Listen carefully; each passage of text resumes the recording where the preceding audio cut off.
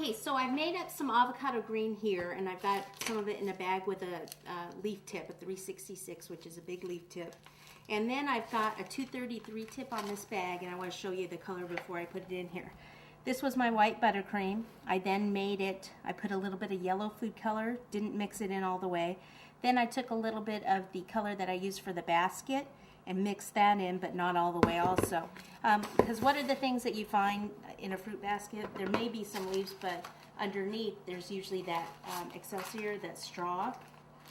So that's what we're going to do, some of that and then some of the green. Because just with this, without the greenery, I don't think it's going to look good.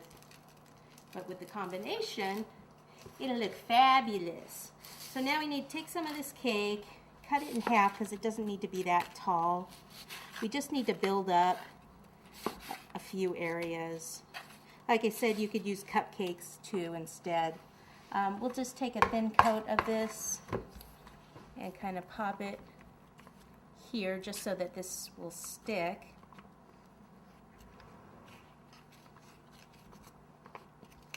And then we'll just take some of this cake and kind of, ones that are cut, kind of pop it around. We want to kind of build up some of the area so it's higher here in the center and then kind of comes down from there. A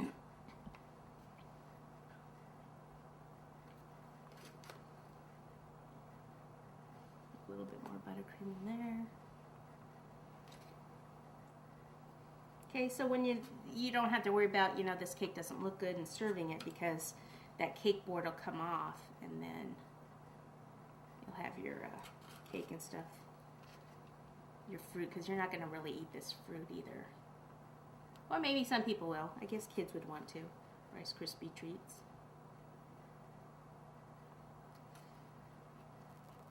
So we can either use this one or the buttercream with the green on here. I think we'll just kind of use this.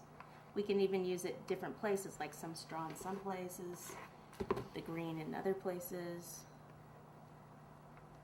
Kind of bring it all down here.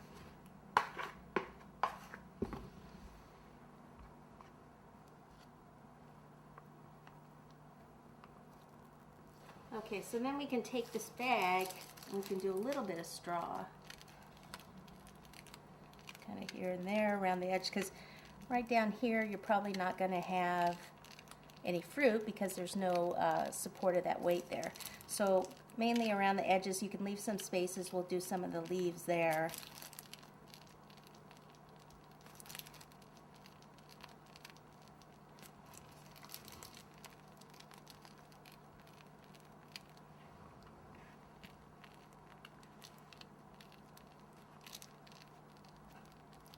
So I'm just squeezing, pulling in different directions.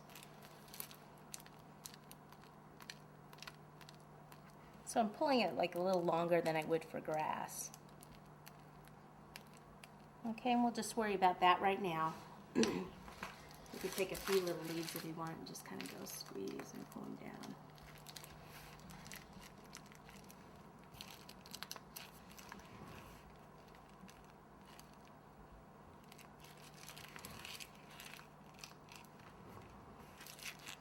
Get some leaves in here because I know we're not going to put fruit right up against that.